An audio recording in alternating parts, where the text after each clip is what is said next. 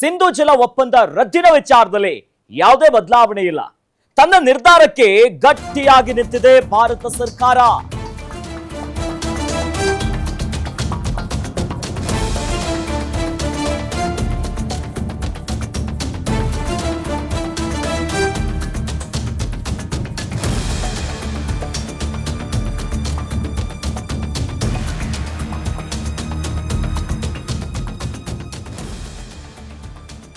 ಸಿಂಧು ಜಲ ಒಪ್ಪಂದಕ್ಕೆ ಸಂಬಂಧಪಟ್ಟಂತೆ ರಕ್ತ ಮತ್ತು ನೀರು ಏಕಕಾಲಕ್ಕೆ ಹರಿಯೋದಿಲ್ಲ ಅಂತ ಮೋದಿ ಹೇಳಿದ್ರು. ಅದಕ್ಕೆ ಬದ್ಧವಾಗಿರೋದಾಗಿ ಭಾರತ ಸರ್ಕಾರ ಹೇಳಿಕೆಯನ್ನ ಕೊಟ್ಟಿತ್ತು.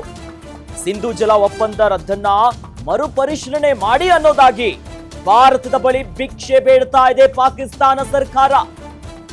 ಸದ್ಯ ಪಾಕಿಸ್ತಾನ ಸರ್ಕಾರದ ಸಚಿವಾಲಯ ಈಗ ಪತ್ರವನ್ನ ಬರೆದು ಯಾವುದೇ ರೀತಿಯಾದಂತಹ ಒಂದು ಪ್ರತಿಕ್ರಿಯೆ ಕೊಡ್ಲಿ ಅನ್ನೋದಾಗ ಕಾದು ಕೂತಿದೆ. ಸಿಂಧು ಜಲ ಒಪ್ಪಂದದಲ್ಲಿ ಯಾವುದೇ ಬದಲಾವಣೆ ಇಲ್ಲ ಅನ್ನೋದಾಗಿ ಭಾರತ ಸರ್ಕಾರ ಪಟ್ಟು ಹಿಡಿದಿದೆ. ಬಹಳ ಸ್ಪಷ್ಟವಾಗಿ ಗಮನಿಸಬಹುದು, ಪಹಲ್ಗಾಮ್ ದಾಳಿಯ ಬಳಿಕ ಬಹಳ ಮಹತ್ವದ ರಾಜತಾಂತ್ರಿಕ ನಿರ್ಬಂಧವನ್ನ ಭಾರತ ಹೇರಿತ್ತು ಪಾಕಿಸ್ತಾನದ ಮೇಲೆ. ಅದರಲ್ಲಿ ಸಿಂಧು ನದಿ ಜಲ ಒಪ್ಪಂದವನ್ನ ರದ್ದು ಮಾಡೋದು ಕೂಡ ಪ್ರಮುಖವಾಗಿತ್ತು. 1960ರಲ್ಲಿ ಈ ಒಂದು ಸಿಂಧು ನದಿಯ ಟ್ರೀಟಿಯನ್ನ ಮಾಡ್ಕೊಂಡಿತ್ತು. ಯಾವಾಗ ಭಾರತ ರದ್ದು ಮಾಡ್ತೀವಿ ಅಂತ ಹೇಳಿದ ತಕ್ಷಣ ಪಾಕಿಸ್ತಾನ ಇಲ್ಲ, ರಕ್ತ ಹರಿಸ್ತೀವಿ ನಾವು ಅನ್ನೋದಾಗಿ ಬಾಯ್ ಬಡ್ಕೊಂಡಿದ್ರು. ಆದ್ರೆ ಈಗ ಅದೇ ಪಾಕಿಸ್ತಾನ ಪತ್ರವನ್ನ ಬರೆದು ಭಾರತದ ಬಳಿ ದಯವಿಟ್ಟು ಇದನ್ನ ಮರುಪರಿಶೀಲನೆ ಮಾಡಿ ಸ್ವಲ್ಪ ನೀರು ಬಿಡಿ, ನಮ್ಮ ಜನಕ್ಕೆ ಸಮಸ್ಯೆ ಆಗ್ತಿದೆ ಅನ್ನೋದಾಗಿ ಭಾರತದ ಸರ್ಕಾರದ ಬಳಿ ಪತ್ರ ಬರೆದು ಭಿಕ್ಷೆ ಬೇಡ್ತಾ ಇದೆ. ಆದ್ರೆ ಪ್ರಧಾನಿ ನರೇಂದ್ರ ಮೋದಿ ಅವರು ಒಂದು ಬಹಳ ಸ್ಪಷ್ಟವಾಗಿ ಹೇಳಿದ್ರು, ಯಾವುದೇ ಕಾರಣಕ್ಕೂ ಕೂಡ ಈ ವಿಚಾರದಲ್ಲಿ ಬದಲಾವಣೆ ಇಲ್ಲವೇ ಇಲ್ಲ, ನಾವಿದಕ್ಕೂ ಒಪ್ಪೋದೇ ಇಲ್ಲ. ಹಾಗಾಗಿ ಭಾರತ ಸರ್ಕಾರ ಗಟ್ಟಿಯಾಗಿ ನಿಂತಿದೆ ತನ್ನ ನಿರ್ಧಾರಕ್ಕೆ. ಆದ್ರೆ ನೀರಿಲ್ಲದೆ ರಕ್ತ ಮತ್ತು ನೀರು ಏಕಕಾಲಕ್ಕೆ ಹರಿಯೋದಿಲ್ಲ ಅನ್ನೋದಾಗಿ ಪ್ರಧಾನಿ ನರೇಂದ್ರ ಮೋದಿ ಅವರು ಗುಡುಗಿದ್ರು. ಇದೇ ವಿಚಾರಕ್ಕೆ ಸಂಬಂಧಪಟ್ಟಂತೆ ಘಟಾನುಘಟಿ ಭಾರತದ ಸಚಿವರು ಕೂಡ ಹೇಳಿಕೆ ಕೊಟ್ಟಿದ್ರು. ಪಾಕಿಸ್ತಾನ ಇಷ್ಟು ಅಲ್ಲಲ್ಲೋ ಕಲ್ಲೋಲ ಆಗಿರೋದಕ್ಕೆ ಕಾರಣ ಏನು ಗೊತ್ತೇನು? 80% ಅಷ್ಟು ಸಿಂಧು ನದಿಯ ನೀರನ್ನ ನಂಬಿ ಪಾಕಿಸ್ತಾನದ ಜನ ಬದುಕ್ತಿದ್ದಾರೆ. ಕೃಷಿ ಚಟುವಟಿಕೆಗಳಿಗೆ, ಅಲ್ಲಿನ ವ್ಯಾಪಾರ ವ್ಯವಹಾರ ಈ ನೀರಲ್ಲೇ ನಂಬ್ಕೊಂಡು ಬದುಕ್ತಿರೋದು. ಸಿಂಧು ನದಿ ಮತ್ತು ಅದರ ಉಪನದಿಗಳು ಜೇಲಮ್ಮು, ಸಟ್ಲಜ್ಜು, ಬೀಸು, ರಾವಿ ಇತರ ನದಿಗಳು ಅಲ್ಲಿನ ಜೀವನಾಡಿ ಪಾಕಿಸ್ತಾನಕ್ಕೆ.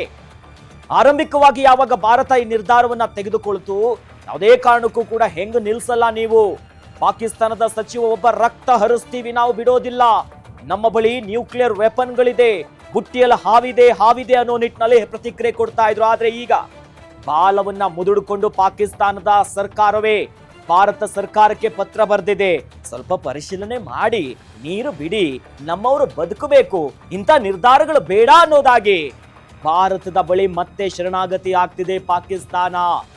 1960ರಲ್ಲಿ ವಿಶ್ವ ಬ್ಯಾಂಕ್, ವರ್ಲ್ಡ್ ಬ್ಯಾಂಕಿನ ಮಧ್ಯಸ್ಥಿಕೆಯಲ್ಲಿ ಈ ನಿರ್ಧಾರವನ್ನು ತೆಗೆದುಕೊಳ್ಳಾಯಿತು.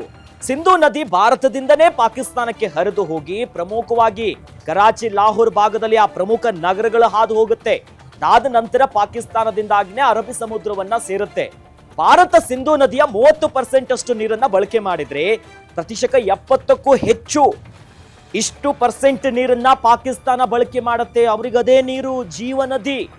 ಆದರೆ ತಾವು ಮಾಡಿರುವಂತಹ ತಪ್ಪಿಗೆ ಉಗ್ರರನ್ನ ಪಾಲನೆ ಪೋಷಣೆ ಮಾಡಿ ಅವರಿಗೆ ಹಾಲು ಉಣಿಸಿ ನೀರು ಕೊಟ್ಟು ಬೆಳೆಸಿದಿರುವ ಪರಿಣಾಮವಾಗಿನೇ ರಾಜತಾಂತ್ರಿಕವಾಗಿ ಭಾರತ ಸಿಂಧು ಜಲ ಒಪ್ಪಂದವನ್ನ ಮೊಟಕುಗೊಳಿಸಿತು, ರದ್ದು ಮಾಡುವ ನಿರ್ಧಾರವನ್ನ ತೆಗೆದುಕೊಳ್ತು ಪಹಲ್ಗಾಮ್ ಅಟ್ಯಾಕ್ ಬಳಿಕ.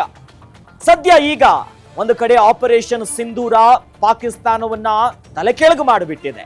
ಇನ್ನು ಸತತವಾಗಿ ಬೇರೆ ಬೇರೆ ರೀತಿಯಾದಂತಹ ಆರ್ಥಿಕ ಹೊಡೆತ ಕೊಡ್ತಾ ಇದೆ, ವ್ಯಾಪಾರ ವ್ಯವಹಾರಗಳನ್ನ ನಿಲ್ಲಿಸಲಾಗ್ತಾ ಇದೆ, ಬಾರ್ಡರ್ಗಳು ಕ್ಲೋಸ್ ಆಗಿದೆ, ವೀಸಾವನ್ನ ಕ್ಯಾನ್ಸಲ್ ಮಾಡಲಾಗಿದೆ, ಸುಮಾರು 14 ಬಗೆಯ ವೀಸಾಗಳು.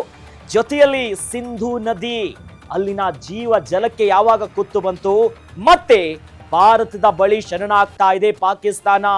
ನೀರು ಕೊಡಿ ಅನ್ನೋದಾಗಿ ಸ್ವತಃ ಪಾಕಿಸ್ತಾನದ ಸರ್ಕಾರವೇ ಭಾರತ ಸರ್ಕಾರಕ್ಕೆ ಪತ್ರವನ್ನ ಬರೆದು ಮನವಿಯನ್ನ ಮಾಡ್ಕೊಂತಾ ಇದೆ. ನೀರು ಕೊಡಿ, ದಯವಿಟ್ಟು ಅದನ್ನ ಮರುಪರಿಗಣಿಸಿ ಮರುಪರಿಶೀಲನೆ ಮಾಡಿ. ಆದ್ರೆ ಭಾರತ ಮಾತ್ರ ಬಹಳ ಸ್ಪಷ್ಟವಾಗಿ ನಿಲುವನ್ನ ಹೊಂದಿದೆ. Issues have been raised. Again, you all know, and I re-emphasize, the cabinet committee on security and the government obviously was very clear that uh, the Indus Waters Treaty is held in abeyance and will be continued to be held in abeyance until cross-border terrorism by Pakistan is credibly and irrevocably stopped. So, sometimes the Kashmir issue has been brought up. Again, the only thing which remains to be discussed on Kashmir is the vacation of illegally occupied Indian territory in Pakistan occupied Kashmir. We are open to discussing that with Pakistan.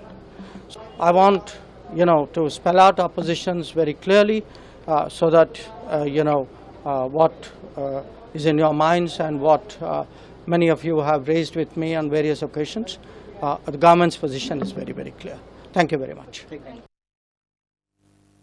S ಈ ಬಗ್ಗೆ ಹೆಚ್ಚಿನ details ಅನ್ನ ಪಡ್ಕೊಳ್ಳೋಣ. ನಮ್ಮ ಪ್ರತಿನಿಧಿ Namrata news desk ಇಂದ ನೇರ ಸಂಪರ್ಕದಲ್ಲಿ ನಮ್ಮ ಜೊತೆ ಜಾಯ್ನ್ ಆಗ್ತಿದ್ದಾರೆ. ಎಸ್ ನಮೃತ, ಪಾಕಿಸ್ತಾನ ಬಾಯ್ ಬಡ್ಕೊಂತ ಆಯ್ತು ಸಿಂಧೂ ನದಿ ನೀರನ್ನ ಯಾವಾಗ ನಾವು ಕ್ಲೋಸ್ ಮಾಡ್ತೀವಿ ಅಂದ ಸಂದರ್ಭದಲ್ಲಿ, ಆದ್ರೆ ಈಗ ಭಾರತದ ಜಲ ಬಾಂಬ್ಗೆ ತತ್ತರಿಸಿ ಹೋಗಿ ಮತ್ತೆ ಶರಣಾಗತಿ ಆಗ್ತಿದೆಯಲ್ಲ, ಏನ್ ಕತೆ ನಮೃತ ಪಾಕಿಸ್ತಾನದ್ದು?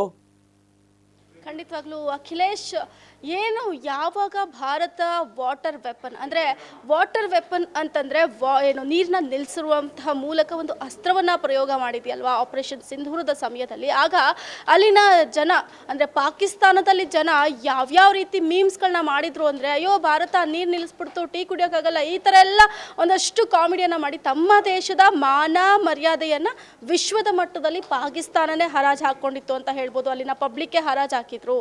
ಈಗ ಅದರ ತೀವ್ರತೆ ಏನು, ನೀರು ನಿಲ್ಲಿಸಿದ್ರೆ ಯಾವ ರೀತಿ ತೊಂದರೆಗಳು ಆಗ್ತಿದೆ, ಈಗಲೇ ಇಷ್ಟೊಂದು ತೊಂದರೆ ಆದರೆ ಭವಿಷ್ಯದಲ್ಲಿ ನಮ್ಮ ಪರಿಸ್ಥಿತಿ ಏನು ಅನ್ನೋದು ಈಗ ಪಾಕಿಸ್ತಾನಕ್ಕೆ ಅರ್ಥ ಆಗ್ತಿರೋ ಥರ ಕಾಣಿಸ್ತಿದೆ. ಒಂದು ಕಡೆ ನಾವು ಭಾರತದಲ್ಲಿ ಅದನ್ನು ಹಾಳು ಮಾಡಿದ್ವಿ, ಇದನ್ನು ನಾಶ ಮಾಡಿದ್ವಿ, ಆ ಜೆಟ್ನ ಹೊಡೆದುರುಳಿಸಿದ್ವಿ, ಹೀಗೆಲ್ಲ ಹೇಳಿಕೆ ಕೊಡುವಂತಹ ಪಾಕಿಸ್ತಾನಕ್ಕೆ ನಿಜವಾಗ್ಲೂ ನೀರಿನ ತತ್ವಾರ ಏನು, ಮುಂದೆ ಭಾರತ ಈ ಸಿಂಧೂ ನದಿ ನೀರನ್ನು ನಿಲ್ಲಿಸಿರೋದ್ರಿಂದ ಪಾಕಿಸ್ತಾನದ ಪರಿಸ್ಥಿತಿ ಯಾವ ರೀತಿ ಇದೆ ಅನ್ನೋದರ ಒಂದು ಇದನ್ನ ಈಗಾಗಲೇ ಪಾಕಿಸ್ತಾನ ಅರ್ಥ ಮಾಡಿಕೊಂಡು ಈಗ ಏನು ಭಾರತದ ಒಂದು ಎಕ್ಸ್ಟರ್ನಲ್ ಮಿನಿಸ್ಟರ್ ಆಗಿರ್ಬೋದು ಅಥವಾ ನೀರಾವರಿ ಇಲಾಖೆ ಜಲಶಕ್ತಿ ಇಲಾಖೆ ಅಂತ ಏನು ಹೇಳ್ತೀವಿ ಅವರಿಗೆ ಪತ್ರವನ್ನ ಬರೆದಿದೆ ಪಾಕಿಸ್ತಾನದ ಒಂದು ಮಿನಿಸ್ಟ್ರಿ. ದಯವಿಟ್ಟು ಈ ಒಂದು ನಿರ್ಧಾರ ಏನು ತಗೊಂಡಿದ್ದೀರಾ ಸಿಂಧು ಒಪ್ಪಂದದ್ದು, ಇದನ್ನ ಮತ್ತೊಮ್ಮೆ ಪುನರ್ ಪರಿಶೀಲಿಸಿ, ಇದನ್ನ ರೀಕನ್ಸಿಡರ್ ಮಾಡಿ ಅನ್ನುವಂತಹ ಒಂದು ಪತ್ರವನ್ನ ಬರೆದಿದ್ದಾರೆ. ಆದರೆ ಇದಕ್ಕೆ ಭಾರತ ಖಡಾಖಂಡಿತವಾಗಿ ಉತ್ತರ ಕೊಟ್ಟಿದೆ. ಎಕ್ಸ್ಟರ್ನಲ್ ಮಿನಿಸ್ಟರ್ ಜೈಶಂಕರ್ ಅವರು ಖಡಾಖಂಡಿತವಾಗಿ ಉತ್ತರ ಕೊಟ್ಟಿದ್ದಾರೆ. ಮೋದಿ ಅವರು ಏನು ಹೇಳಿದ್ರು, ನೀರು ಮತ್ತೆ ರಕ್ತ ಎರಡು ಒಟ್ಟಿಗೆ ಹರಿಯೋಕೆ ಸಾಧ್ಯನೇ ಇಲ್ಲ ಅಂತ, ಅದನ್ನ ಮತ್ತೊಮ್ಮೆ ಪುನರುಚ್ಚರಿಸುವಂತಹ ರೀತಿಯಲ್ಲಿ ಈಗ ಜೈಶಂಕರ್ ಹೇಳಿಕೆ ಕೊಟ್ಟಿದ್ದಾರೆ. ನಾವು ಒಂದೊಮ್ಮೆ ಪಾಕಿಸ್ತಾನ ಜೊತೆ ಮಾತಾಡಿದ್ರೆ ಅದು ಕೇವಲ POK ಅಷ್ಟೇ, ನೀರನ್ನ ಬಿಡೋ ಮಾತೇ ಇಲ್ಲ, ಇದನ್ನ ಮತ್ತೆ ನಾವು ರೀಕನ್ಸಿಡರ್ ಮಾಡಲ್ಲ, ಇದೇ ನಮ್ಮ ಕೊನೆಯ ನಿರ್ಧಾರ. ಹಂಗೂ ನಿಮಗೆ ನೀರು ಬೇಕು ಅಂತಂದ್ರೆ ನಮ್ಮ ಷರತ್ತುಗಳಿಗೆ ನೀವು ಪಾಲಿಸಬೇಕು. ನಮ್ಮ ಷರತ್ತು ಇಷ್ಟೇ, ನೀವು ಉಗ್ರರಿಗೆ ಏನು ಫೆಸಿಲಿಟೀಸ್ ಕೊಡ್ತಿದ್ದೀರಾ ಅದನ್ನ ನಿಲ್ಲಿಸಬೇಕು ಹಾಗೂ ಅಲ್ಲಿನ ಉಗ್ರರನ್ನ ನಮಗೆ ಒಪ್ಪಿಸಬೇಕು. ಆಗ ನೀರು ಹರಿಸೋದ್ರ ಬಗ್ಗೆ ನಾವು ಯೋಚನೆ ಮಾಡ್ತೀವಿ ಅಂತ ಖಡಾಖಂಡಿತವಾಗಿ ಹೇಳಿದ್ದಾರೆ. ಎಸ್, ಧನ್ಯವಾದಗಳು ನಮೃತ ತಮ್ಮೆಲ್ಲ ಡೀಟೇಲ್ಸ್ಗೆ.